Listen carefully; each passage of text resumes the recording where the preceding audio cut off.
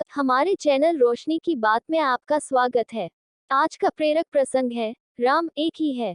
एक बार की बात है कि कबीर दास जी हमेशा की तरह अपने काम में मग्न होकर राम नाम रट रहे थे। तभी उनके पास कुछ तार्किक व्यक्ति आते हैं। उनमें से एक व्यक्ति उनसे पूछता है, कबीर जी आपने ये गले में क्या पहन रखा है? कबीर जी कहते हैं, ये कंठी है।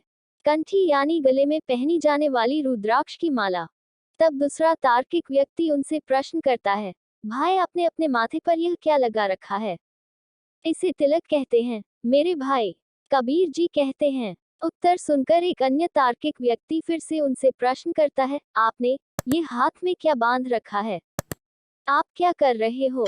ये सुनकर कबीर जी उन लोगों को कहते हैं, मैं राम राम रट रहा हूँ। गुरु जी की आज्ञा है। राम नाम के भीतर सकल शास्त्र पुराण श्रुति का सार है, इसलिए मैं राम नाम जप रहा हूँ। ये सुनकर उनमें से एक व्यक्ति कहता है, अच्छा तो तुम राम नाम जपते हो, तो राम का भजन करते हो? हाँ, मैं श्री राम का भजन करता हूँ, कबीर जी बोले। तो फिर कौन से राम का भजन करते हो? उस व्यक्ति ने कबीर जी से पूछा, कौन से राम? क्या राम भी बहुत सारे हैं? कबीर जी ने कहा। तो उनमें से एक व्यक्ति ने कहा, लो इन्हें तो पता नहीं कि कौन से राम का भजन करते हैं, और लग गए भजन करने। जिसे यही नहीं पता कि राम कितने तरीके के होते हैं, तो भजन का क्या फल? अब ये कहकर वे तार्किक व्यक्ति वहां से चलते समय कबीर जी को एक दोहा भी सुना गए।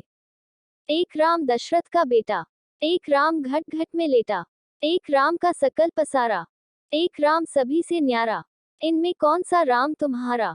अब कबीर जी सोचने लगे कि मुझे तो ये पता ही नहीं कि राम भी बहुत हैं।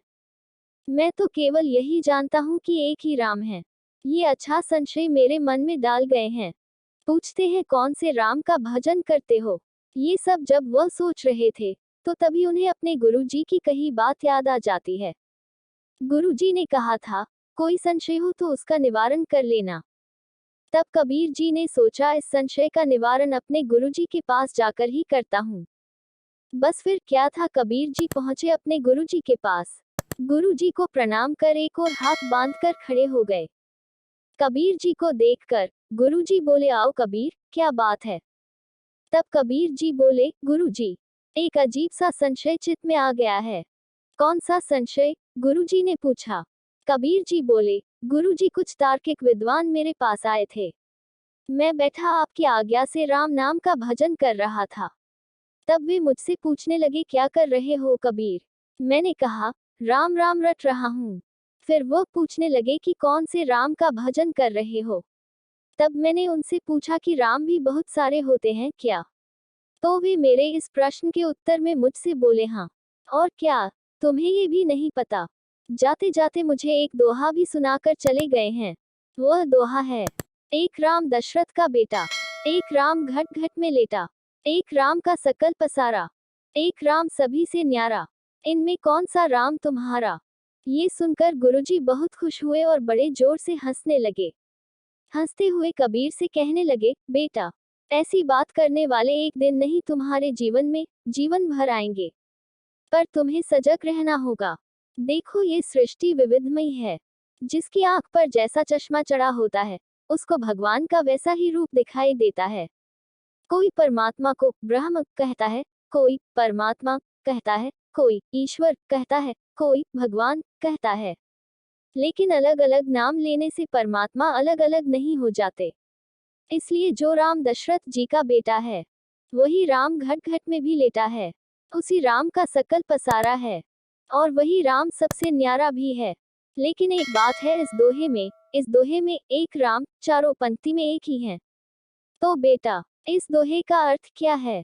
तो कबीर जी बोले, वही राम दशरथ का बेटा, वही राम घट घट में लेटा, उसी राम का सकल पसारा, वही राम सभी से न्यारा।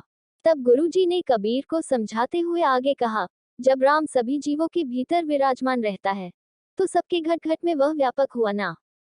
और राम ने ही इस सृष्टि को रचा है, तो ये सब पसारा उन्हीं का है। लेकिन इस सृष्टि की रचना करने के बाद भी वह इस सृष्टि में फंसते नहीं हैं, इसलिए वह सबसे न्यारे भी हैं। लेकिन जब कोई भगत रोकर उनको पुकारता है, प्रार्थना निवेदन करता है, तो वही निराकार साकार रूप में दशरथ जी के घर प्रकट हो जाते हैं। तो बेटा, इन चारों में कोई भेद नहीं है, ये चारों एक ही हैं। कबीर जी को उस दोहे का अर्थ अच्छे से गुरु जी ने समझा दिया। कबीर जी प्रसन्न होकर गुरुदेव जी से बोले, गुरु जी, आपने बहुत कृपा की है, अब मेरा इस विषय में कभी कोई संशय नहीं होगा। अपने गुरु जी से विदा लेकर कबीर जी अपने घर आ गए और अपने भजन सिमरन में लग गए। कुछ दिनों बाद वही सभी तार्किक व्यक्ति वहां से फिर गुजर रहे थे और मन ही मन सोच रहे थे कि हमने जो कबीर के मन में संशय डाल दिया था, उसके कारण तो अब तक कबीर की कंठीमाला सब छूट गई होगी। चलो उनके घर चल कर देखते हैं। कबीर जी के घर पहुंचकर उन्होंने देखा कि कबीर जी तो पहले की ही भांति ही बैठे राम नाम रट रहे हैं। ये देखकर उनमें से एक व्यक्ति ने पूछा, क्यों कबीर जी, आपको पता चल गया कि आप कौन से राम का भजन करते हैं? अब कबीर जी तो पक्के अपने गुरु जी के चेले थे। उन्होंने कहा, मैं आपके सब प्रश्नों का उत्तर दूंगा, पर इससे पहले आपको मेरे एक प्रश्न का उत्तर देना होगा। वे सभी एक स्वर में बोले, पूछो। मेरा भी एक दोहा है, आप सबको उसका उत्तर बताना होगा। कबीर जी बोले, बताओ कौन सा दोहा है? वे सब बोले, एक बाप तेरी दादी का छोरा, एक बाप तेरी बुआ का भाई, एक बाप पति तेरी माँ का, एक बाप तेरी नानी का जमाई। तो बताओ कितने बाप तेरे भाई?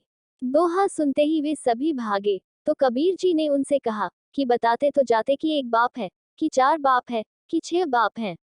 वे सभी बोले, हद हो गई कबीर, यह कोई पूछने की बात है? अरे एक ही बाप है, वही बाप मेरी दादी का छोरा, वही बाप मेरी बुआ का भाई, वही बाप मेरी माँ का पति, वही बाप मेरी नानी का जमाई। तो कबीर जी ने कहा, अब आप सब भी सुनते जाओ उत्तर। राम भी एक ही है, वही राम दशरथ का बेटा, वही राम घट घट में लेटा, उसी राम का सकल पसारा, वही राम सभी से न्यारा। जय श्री राम। आशा करती हूँ कि यह प्रेरक प्रसंग आपको अच्छा लगा होगा। इसे लाइक करें और कमेंट लिखकर हमें अपने विचार भी जरूर बताएं। अगर आप हमारे चैनल पर नए हैं तो इसे सब्सक्राइब करें। इस कहानी को अपने दोस्तों को शेयर करें ताकि वो भी इसका लाभ उठा सकें। धन्यवाद।